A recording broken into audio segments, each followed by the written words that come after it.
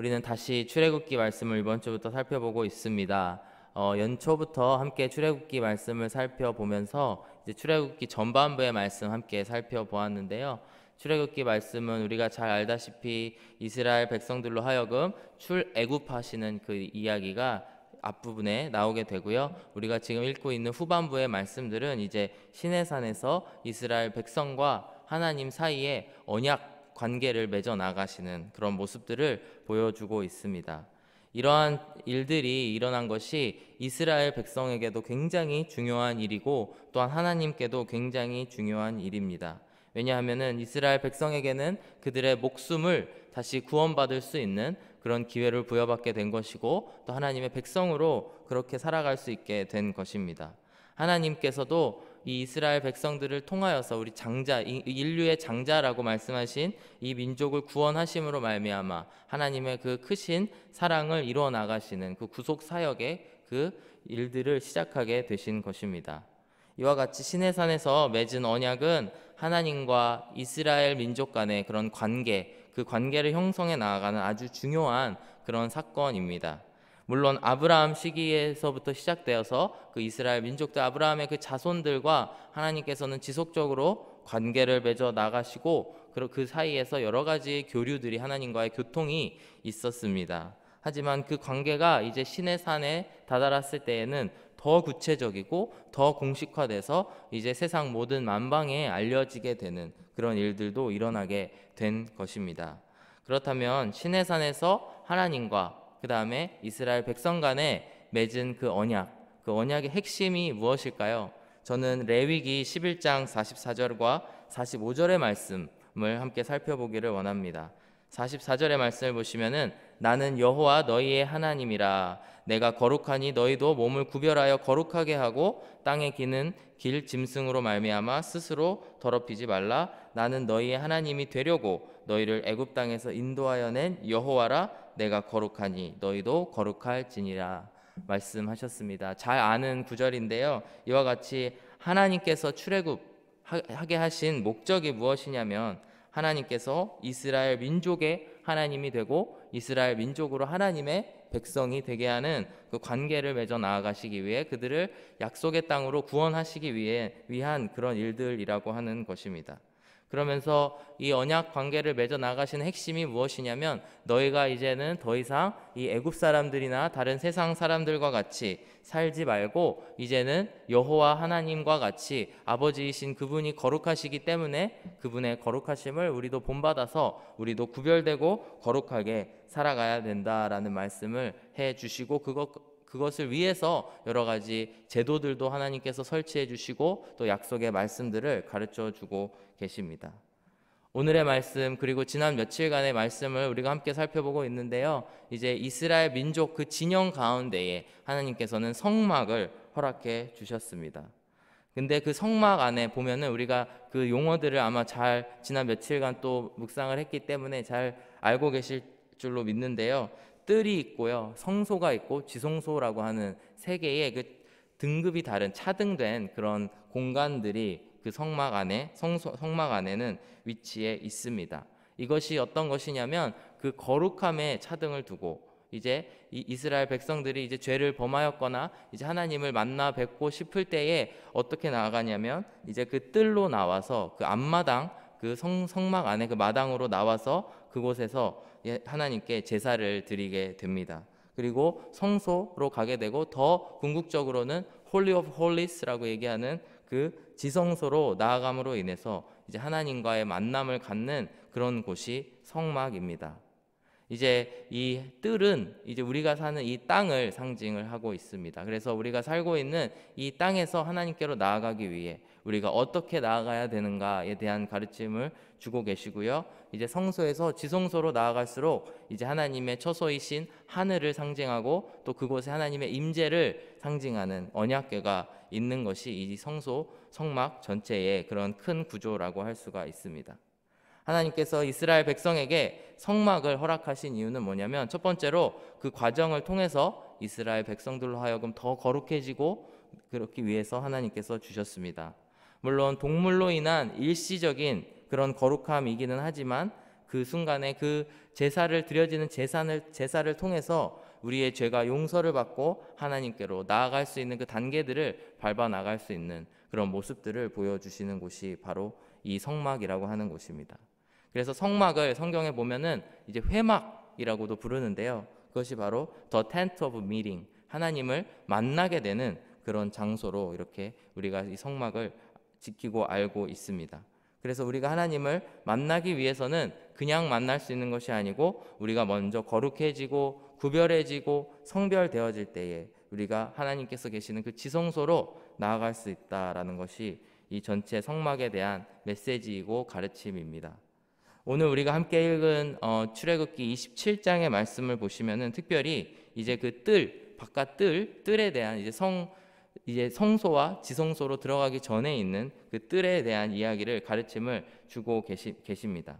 이 뜰은 이 땅을 상징하는데 이곳에서 우리가 하나님께로 나아가기 위해서 하나님께서는 우리에게 무엇을 요구하고 계신가?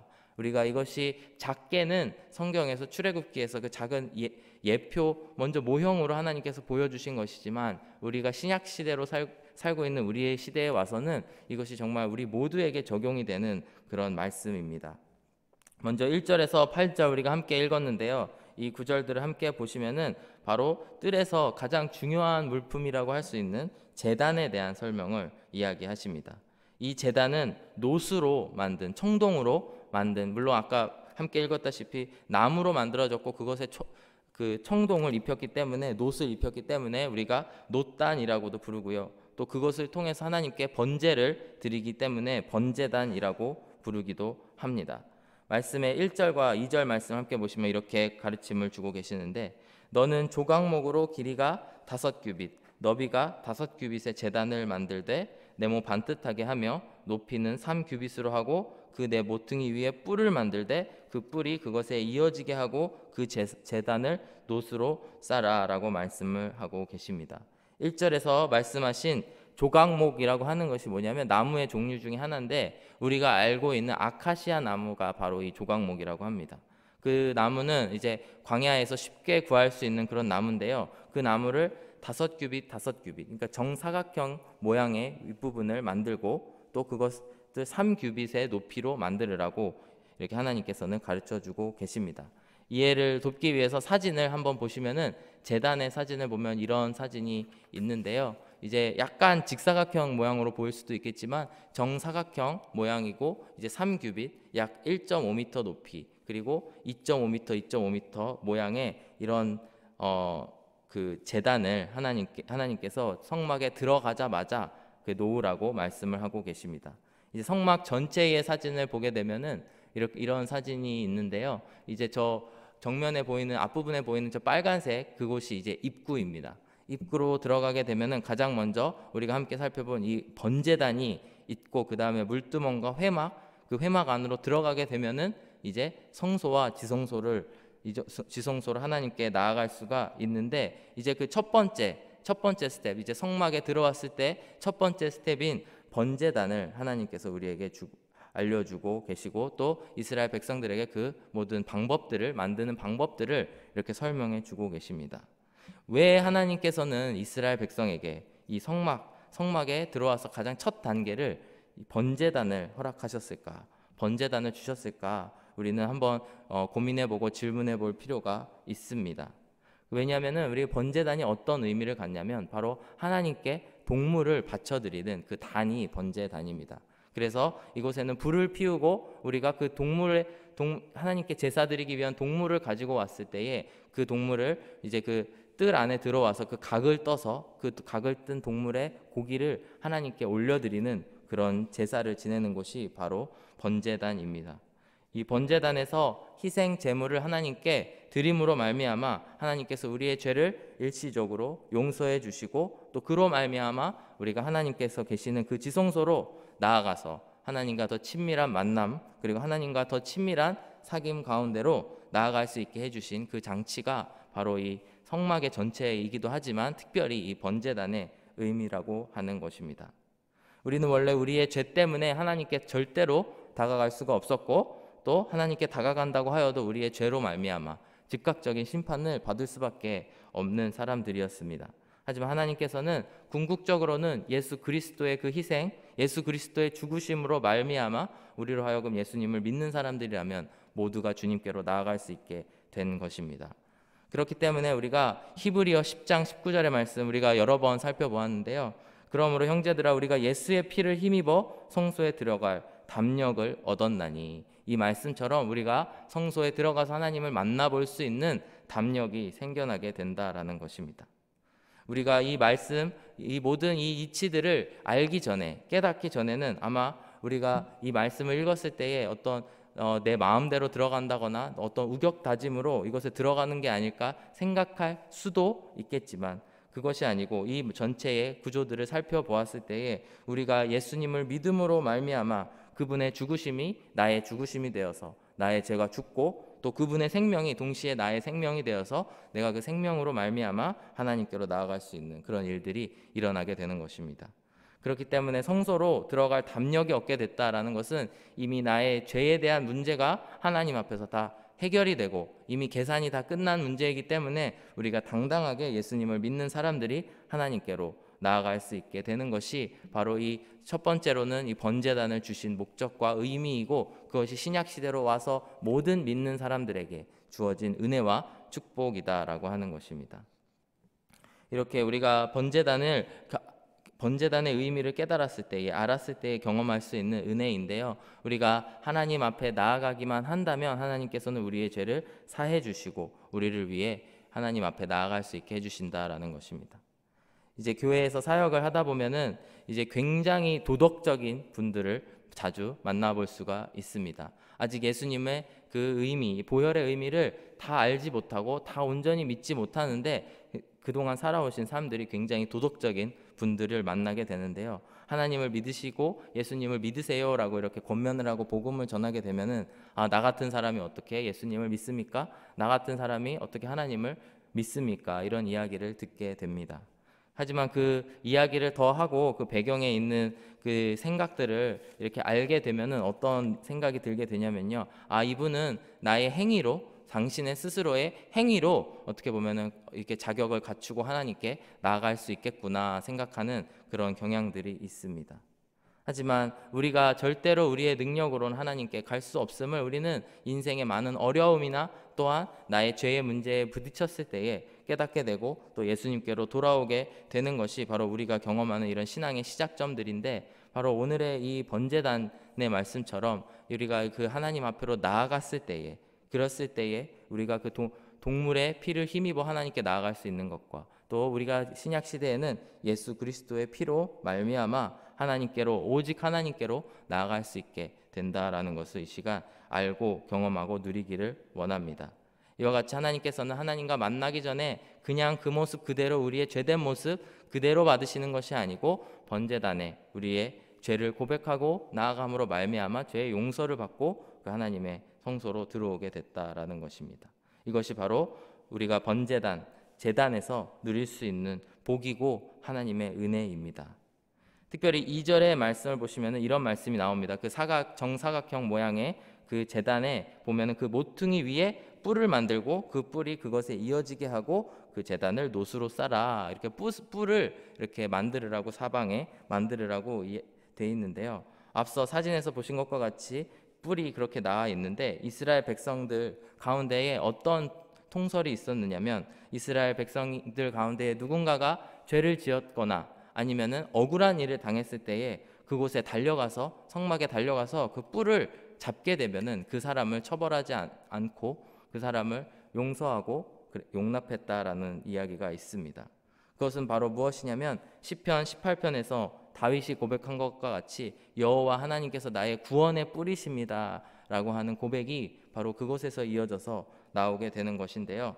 열왕기상 1장의 말씀을 보시면은 이제 솔로몬에 대한 이야기가 나오게 되는데요. 이제 다윗 왕이 죽고 나서 그 넷째 아들, 이제 살아남아 있는 아들 중에서는 첫 번째 아들인 그 아도니아가 스스로 왕이 됩니다.